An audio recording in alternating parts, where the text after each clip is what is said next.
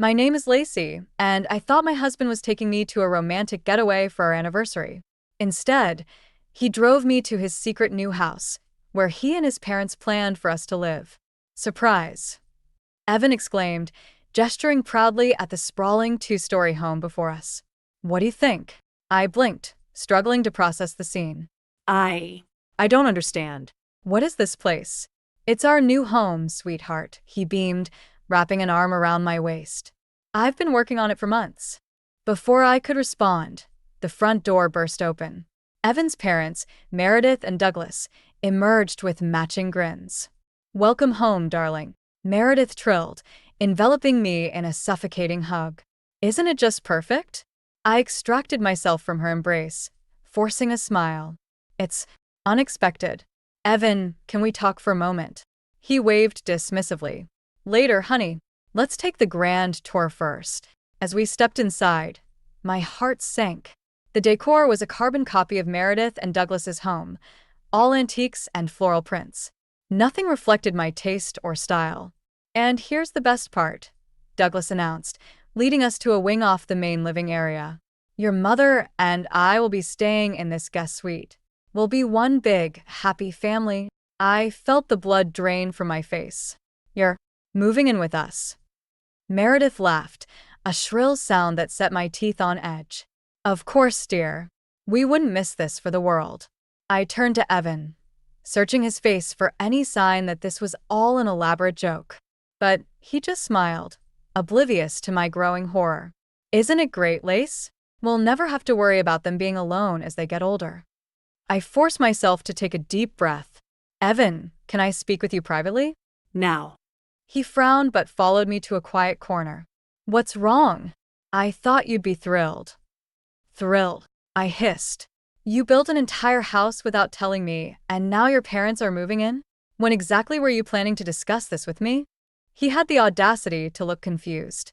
I wanted it to be a surprise. You're always talking about how we need more space. For us, Evan. Not for your parents to invade our lives. Hey, he said sharply. That's my family you're talking about. They've done so much for us. I opened my mouth to argue further, but Meredith's voice cut through the tension. Lacey, dear, come help me in the kitchen. I want to show you where everything is. As I followed her, my mind raced. This wasn't just a house, it was a trap.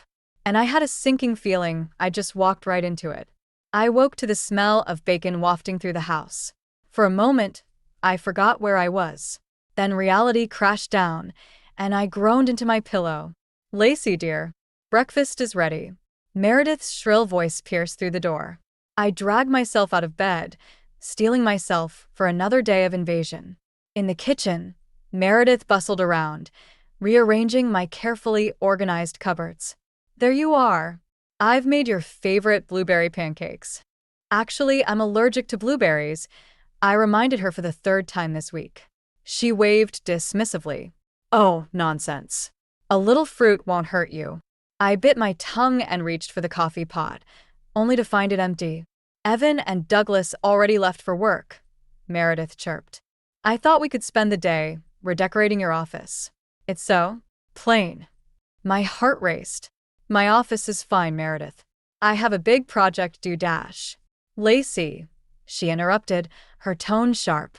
When are you going to give up this silly freelancing nonsense? A proper wife should be focused on her home, not playing with computers all day. Before I could respond, my phone buzzed. A client, wondering why I'd missed our morning call. I excused myself and retreated to my office, locking the door behind me. Hours later, a knock startled me from my work. Evan poked his head in, frowning. Mom says you've been in here all day. She's upset you didn't help with dinner. I took a deep breath. Evan, we need to talk about boundaries. Your parents are dash. They're family, Lacey. He cut me off. And they're doing us a huge favor by being here. The least you could do is show some gratitude. Gratitude? I sputtered. For what? Criticizing everything I do? Rearranging our entire lives without my input? Evan's face hardened. I thought you'd be happy to have help around the house. Maybe if you weren't so selfish dash. Selfish. I stood up, anger boiling over. I didn't ask for any of this. I didn't want to move. I didn't want your parents living with us, and I certainly didn't want my entire life turned upside down. Keep your voice down, Evan hissed. You're being hysterical. I stared at him, suddenly seeing a stranger where my husband used to be. I can't do this anymore, Evan. Something has to change. He shook his head, disappointment etched across his face. The only thing that needs to change is your attitude. Family comes first, Lacey. It's time you learned that. As he walked away, leaving me alone in my office sanctuary, I realized with a sinking heart that this invasion was far from over. And if I wanted to survive it, I'd have to find a way to fight back. I was searching for a misplaced flash drive when I stumbled upon a folder hidden in Evan's desk drawer. Curiosity got the better of me, and I opened it. My blood ran cold as I scanned the documents inside. Mortgage papers, loan agreements, all with my name on them, but I'd never signed a thing. What are you doing? Evan's voice made me jump. I spun around, clutching the papers. Care to explain why there's a mortgage in my name that I never agreed to? His face paled. Lacey, I can explain dash. Please do, I snapped. Because from where I'm standing, this looks like fraud. Evan ran a hand through his hair. It's not what you think. The bank wouldn't approve the loan without both our names. I was going to tell you, but dash. But what? I interrupted. You decided to commit identity theft instead? Don't be so dramatic, he scoffed. It's our house. What's mine is yours, remember? I laughed bitterly. Is it? Because last I checked, I had no say in any of this. The house, your parents moving in, you made all those decisions without me. I did it for us. Evan shouted. For our future. Our future. I waved the papers in his face. You mean the future, where I'm on the hook for a mortgage I never agreed to? His eyes hardened. You're being ungrateful. Do you know how hard I worked to make this happen? Ungrateful. I felt like I was suffocating. Evan, this is illegal. If anything happens, my credit is ruined. My future is ruined. He grabbed the papers from my hand. Nothing's going to happen. You're overreacting as usual. As usual? I couldn't believe what I was hearing. When did you become this person? The Evan I married would never dash. Never what? He sneered. Never put his family first? Never try to build a better life for us. I shook my head, fighting back tears. This isn't better, Evan. This is a nightmare. The only nightmare here is your attitude, he spat. Maybe if you stopped being so selfish and started appreciating what you have dash. What I have, I interrupted. What I have is a husband who lies to me, in-laws who criticize my every move, and a life I never asked for. Evan's face twisted with anger. If you're so unhappy, maybe you should leave. The words hung in the air between us, heavy with finality. I stared at him, this stranger wearing my husband's face, and realized with a sinking heart that maybe I should. But as I turned to walk away, a chilling thought stopped me in my tracks. If I left now, I'd be leaving with nothing, and thanks to Evan's deception, potentially owing everything. I needed a plan, and fast. The tension in the dining room was thick enough to cut with a knife. I pushed my food around my plate, appetite long gone, as Meredith's voice grated on my last nerve. You know, Lacey dear, I was just telling Evan how wonderful it would be to have a grandchild running around the house, she said, her smile not quite reaching her eyes. I gripped my fork tighter. We've discussed this, Meredith. Evan and I aren't ready for children yet. Douglas chimed in. Not ready? You're not getting any younger, you know. Tick-tock. I felt Evan stiffen beside me, but he remained silent. My cheeks burned with humiliation and anger. Meredith leaned forward, her voice sickly sweet. I just worry, dear. A woman your age should have started a family by now. And Evan would make such a wonderful father. Mom. Evan finally spoke up, but his tone was weak, placating. Let's change the subject. I'm only saying what we're all thinking, Meredith continued, undeterred. Maybe if you focus less on your little computer drawings and more on being a proper wife dash. I stood abruptly, my chair scraping against the floor. Excuse me, I muttered, fleeing the room. In the hallway, I leaned against the wall, trying to steady my breathing. That's when I heard their voices, low and conspiratorial, drifting from the dining room. Son, you need to think about your future, Douglas was saying. You're young, successful. You deserve someone who can give you a family. Dad, please, Evan sighed. Lacey and I are fine. Meredith's voice cut in, sharp and insistent. Are you really, Evan? Because from where we're sitting, she's holding you back. There are plenty of lovely girls at the country club who would jump at the chance to start a family with you. My heart pounded in my chest as I waited for Evan to defend me, to shut down this ridiculous conversation. But his response made my blood run cold. I don't know, Mom. Maybe you're right. I'll think about it. I stumbled back, feeling like I'd been punched in the gut. Was this really happening? Was Evan actually considering leaving me because I wouldn't, give him children on his parents' timetable? As I retreated to my office, locking the door behind me, a cold determination settled over me. I'd been trying to make this work, to be the perfect wife and daughter-in-law. But it was clear now that nothing I did would ever be enough for them. It was time to stop playing nice. If Evan and his parents wanted a war, they were about to get one. And I'd be damned if I went down without a fight. The next morning, I steeled myself and marched into the kitchen, determined to confront Evan about the conversation I'd overheard. But Meredith intercepted me, her smile sharp as a knife. Lacey, dear, we need to talk, she said, steering me towards the living room. Evan and Douglas were already there, their faces grim. My stomach churned. What's going on? I asked, my voice steadier than I felt. Meredith produced a folder from behind her back. We've come to a decision, Lacey. This situation isn't working for anyone. She slid a document across the coffee table.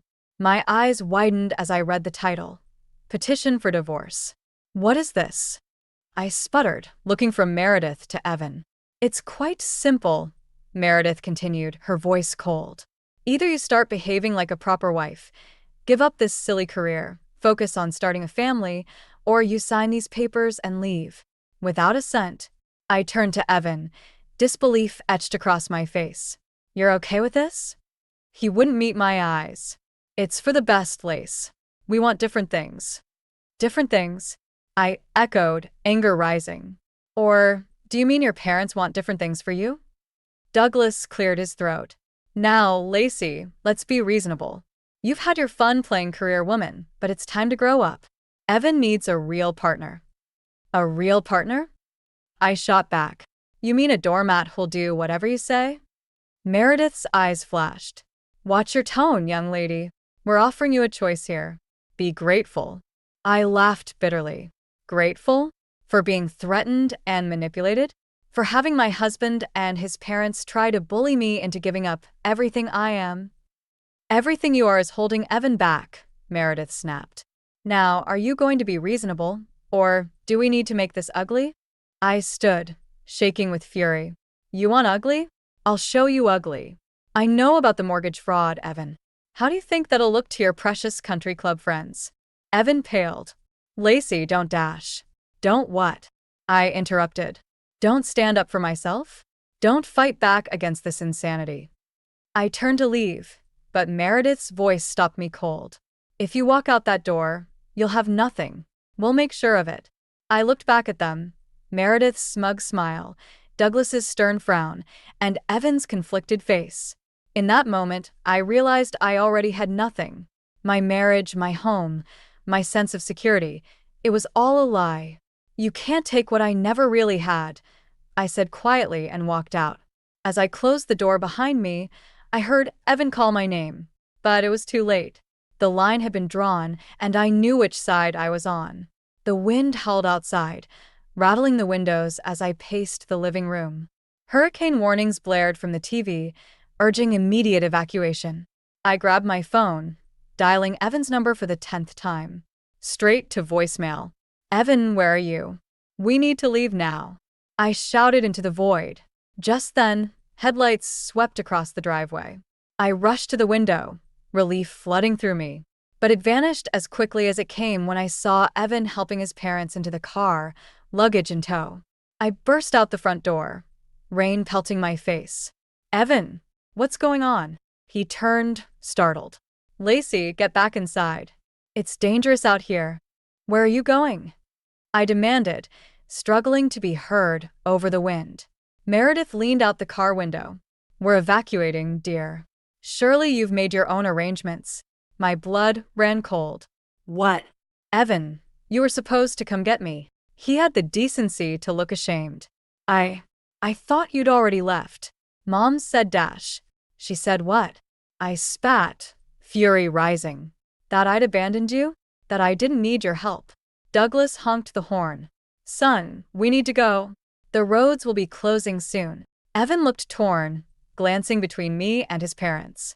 Lacey, I'm sorry. We can't wait. There's no room in the car with all our things. All your things. I echoed, disbelieving. What about me, Evan? Your wife. He stepped closer, lowering his voice. Look, just call an Uber or something. We'll meet up at the shelter. Before I could respond, Meredith called out, Evan now. With one last conflicted look, he jumped into the car. I watched, stunned, as they drove away, leaving me alone in the howling wind and rain. Reality crashed down as another gust nearly knocked me off my feet. I was alone, abandoned, with a hurricane bearing down on us. Stumbling back inside, I grabbed my emergency bag and laptop, hands shaking as I tried to book a ride. But it was too late. All services were suspended. Panic clawed at my throat as I realized the gravity of my situation. How could Evan do this? How could he leave me behind? As the storm raged outside, a strange calm settled over me. This was it. The final betrayal. Any lingering doubt about Evan's true nature evaporated like mist in the hurricane winds. I'd given him everything. My trust, my love, my future. And in return, he'd left me to face this tempest alone. Well, if I was going to weather the storm, I'd do it on my own terms. No more waiting for rescue. No more hoping Evan would suddenly remember he had a wife. It was time to save myself. The storm had passed, but the fury inside me raged on. I sat in a small motel room, my laptop open before me, fingers flying across the keyboard. After barely escaping the hurricane, I'd found temporary shelter and immediately set to work. Evan's betrayal had ignited a fire within me. No more playing the victim. It was time to fight back. I dove into Evan and Douglas's digital records, my graphic design skills proving unexpectedly useful in navigating complex financial documents. Hours blurred together as I pieced together a disturbing puzzle of fraud and deceit. Got you, I muttered, uncovering a trail of falsified loan applications and forged signatures. The mortgage on our house was just the tip of the iceberg. Douglas had been using Evan's position at the bank to orchestrate a complex web of financial fraud. And Evan, whether willingly or under his father's influence, was neck-deep in it. My phone buzzed. Evan's name flashed on the screen. I ignored it, focusing on downloading and securing evidence. He'd made his choice when he left me behind. Now I was making mine. As dawn broke, I sat back, exhausted but triumphant. I had everything I needed to bring their house of cards tumbling down. A knock at the door startled me. Lacey, are you in there? Evan's voice. I froze, heart pounding. Please, I've been looking everywhere for you. I'm sorry. I made a mistake. I approached the door silently, peering through the peephole. Evan stood there, looking disheveled and distraught. Go away, Evan. I called out, my voice steady. Lacey, please. Let me explain. I never meant to leave you behind. Mom said dash. I don't care what your mother said. I interrupted. You made your choice. Now I'm making mine. What does that mean? His voice took on an edge of panic. I smiled grimly. It means I'm done, Evan. Done being manipulated, lied to, and treated like I don't matter. I know about the fraud. All of it. Silence fell on the other side of the door. Then, Lacey, whatever you think you know, you're wrong. Don't do anything rash. His tone had shifted from pleading to threatening. It only strengthened my resolve. Goodbye, Evan, I said firmly. Tell your parents I said hello. Oh, and you might want to lawyer up. As his protests faded down the hallway, I turned back to my laptop. With a deep breath, I began composing emails to the FBI's Financial Crimes Unit and the State Bar Association. The storm had passed, but for Evan and his family, the real tempest was just beginning. And this time, I'd be the one controlling the winds of change. I stood in the courthouse hallway, my heart pounding as I waited for the judge's decision. Months of preparation had led to this moment. Across from me, Evan and his parents huddled with their lawyers, their faces drawn and pale. The courtroom doors opened, and my attorney emerged, a smile playing at her lips. "Lacey, it's time." As we filed back in, I caught Evan's eye. For a moment, I saw a flicker of the man I'd once loved. But it vanished as quickly as it appeared, replaced by a mask of cold indifference. The judge cleared his throat. After reviewing the evidence presented, this court finds in favor of the plaintiff, Lacey Matthews. A collective gasp rippled through the room. I sat, stunned, as the judge continued. Mr. Evans and Mr. Douglas Evans are hereby ordered to pay restitution for the fraudulent financial activities uncovered. Furthermore, all assets obtained through these illegal means will be seized. Meredith let out a wail, while Douglas slumped in his seat. Evan just stared straight ahead, his jaw clenched. Additionally, the judge added, the divorce is granted, with a settlement heavily favoring Mrs. Matthews due to the circumstances of fraud and emotional distress. As we left the courtroom, I felt a weight lift from my shoulders. It was over. I'd won. Outside, reporters swarmed, shouting questions about the high-profile case. I spotted Evan and his parents being ushered into a waiting car, their reputations in tatters. My lawyer turned to me, beaming. "Congratulations, Lacey. You did it." I nodded, a mix of emotions swirling inside me. "Thank you for everything." As the crowd dispersed, I found myself alone on the courthouse steps. The sun was setting, casting a golden glow over the city. I took a deep breath, savoring the moment. My phone buzzed with a message from a design firm I'd been courting. They were offering me a position as lead designer in New York City. I smiled, realizing the world was wide open now. No more suffocating house, no more overbearing in-laws, no more living someone else's life. As I walked down the steps, I caught my reflection in a window. The woman staring back at me was stronger, wiser, and finally free. The ordeal had been painful, but it had forged me into someone I could be proud of. Someone who wouldn't let anyone, not a husband, not in-laws, not anyone, dictate her worth or her future. I hailed a taxi, ready to start the next chapter of my life. As the city lights blurred past, I felt a sense of excitement I hadn't experienced in years. The storm had passed, and I had not only survived, I had thrived. Whatever came next, I knew I could handle it, because now, finally, I was in control of my own story.